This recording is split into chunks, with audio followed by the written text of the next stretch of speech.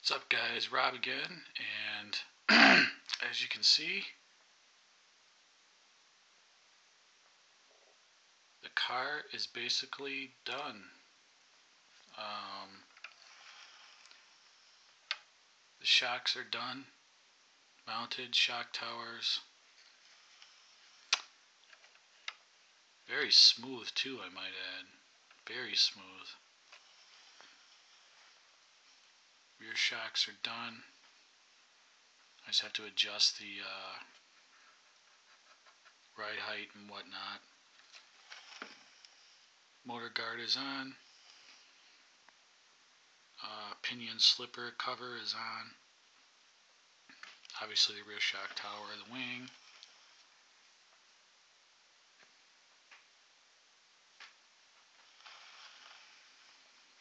The body fits like a glove. I mean, I'm probably going to use the Velcro, but I'm going to keep that body,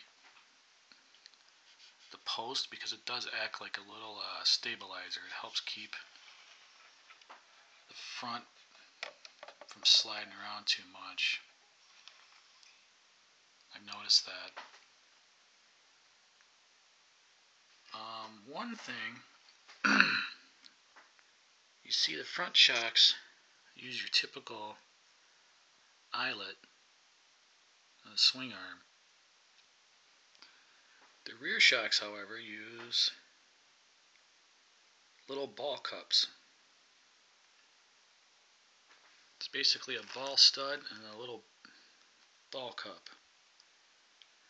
I've never had a car that does that, so hopefully those don't start popping off. But if they do, I'm thinking I can just get some of those and put them on there. So we'll have to see about that. Yeah, the shocks went together just like any other shock. As I stated before, they don't have the bleeder screws, but they do have those. I don't think you can. They got the little tiny air hole, which if you build the shock right, you will get some oil coming out of there. And yeah, I went ahead and did 35 weight all the way around.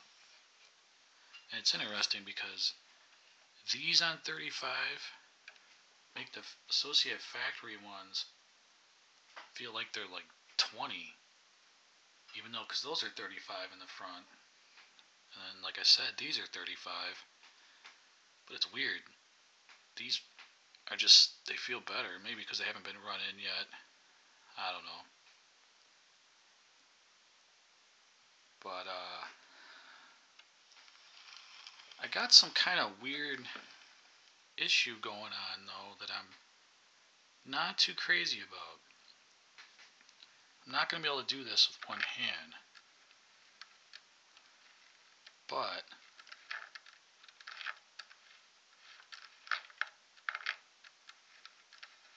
if I was to take both of my hands and go forward, like the car, the drive shafts are moving forward, like it would be when you're driving forward, every rotation there's a slight grinding sound. You can feel it and you can hear it. I took it apart, took the diff out, separated the gearbox cases. I can't see anything that's wrong. Everything is where it's supposed to be. I don't know what the hell's going on in there. I'm hoping it's just because the gears are new. I don't know though. I've never seen that or heard that in a brand new transmission before. See, I'm not going to be able to.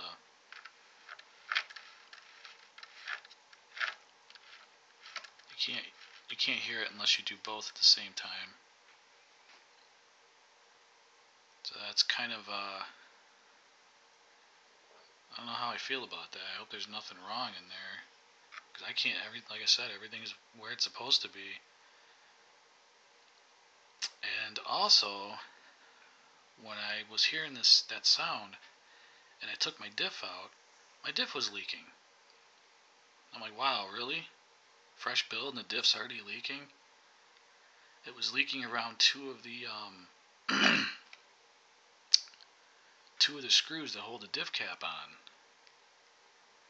So I cleaned it all up, went ahead and went with 2000 diff oil instead of the 1000 because it seems like 1000 is just too light in this car.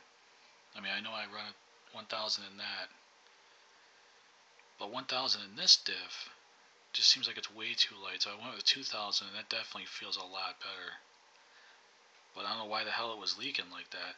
And it's interesting too, because when I was putting the diff cap back on and screwing all the screws down, one of the screws, when I got it down tight, it started pulling air. You could see air bubbles coming up from around the screw. That's really odd. I've never seen that before in a diff. But then I wiped it all off again and let it sit, and it wasn't leaking after that, so I don't know.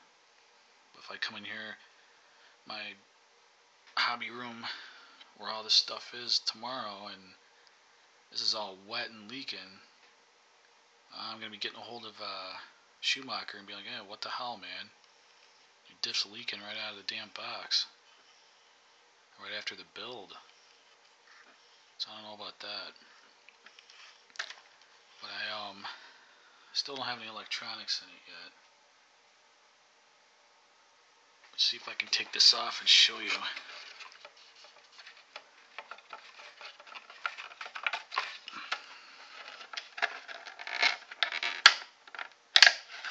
Hold on a second, guys.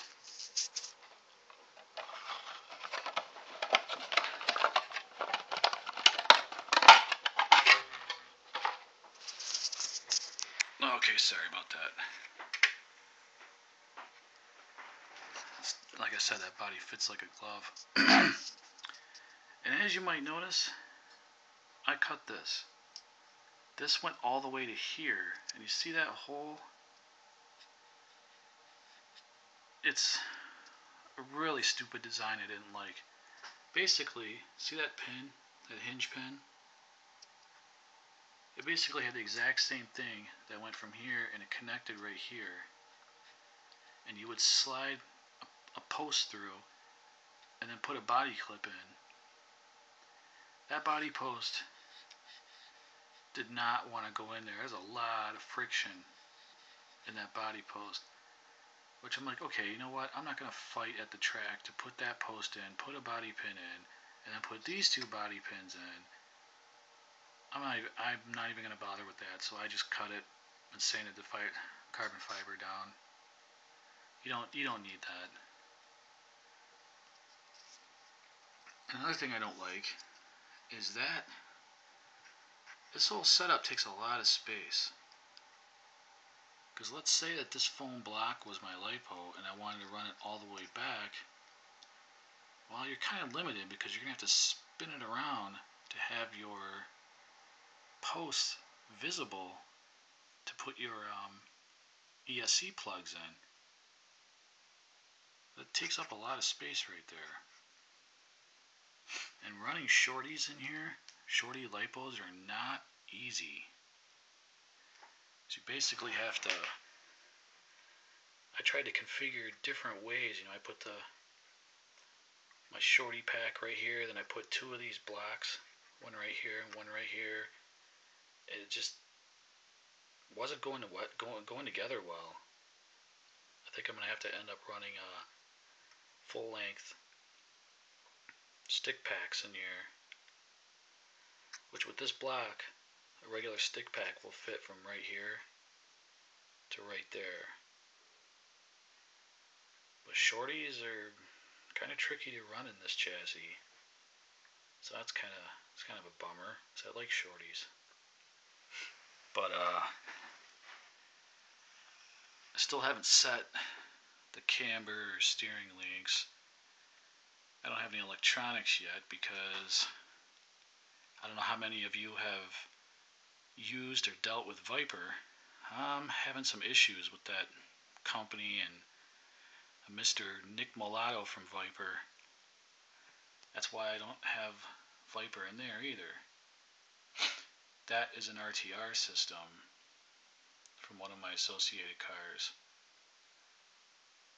Because I have a couple of Viper systems, and what it was, long story short, not too long ago I purchased a new system. I purchased a VTX 10 ESC and a 13.5 motor combo. Ran fine 5-6 times, no problem, ran fine. All of a sudden the motor started getting hot. So I sent the motor in to Viper. Oh, I can't find any problems with it, so this Nick Mulatto sent the motor back. I'm like, okay. He's like, well, I want to try some different ESC settings. I'm like, okay. So I tried the ESC settings, that didn't work. Well, while he was testing the motor at his facility, I bought another Viper ESC to have as a backup because I knew I was going to get another buggy. The day I was testing his new ESC settings, I had tried both ESCs on the same motor and they were still messing up. My opinion and everybody's opinion at the track was that the motor was already shot.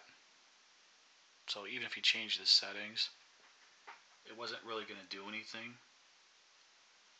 So Nick from Viper says, well, go ahead and send back everything you have and I'll replace it. So basically 2 ESCs and a motor. I'm like, okay, cool. Sent it back. I emailed him. I said, hey, how's it going? You were going to send me the new stuff right away, right? Because that's what you said in the email. Well, this Nick guy is not, he's not replying to me anymore. He basically I sent him my stuff and now he's not replying. He's blowing me off.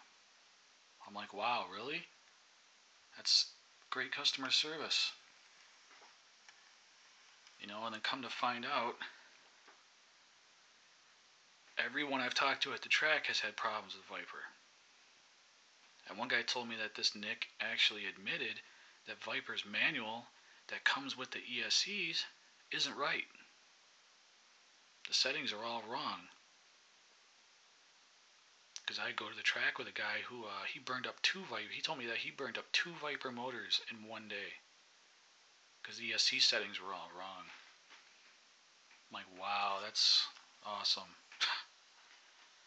I knew I should have went with Tegan.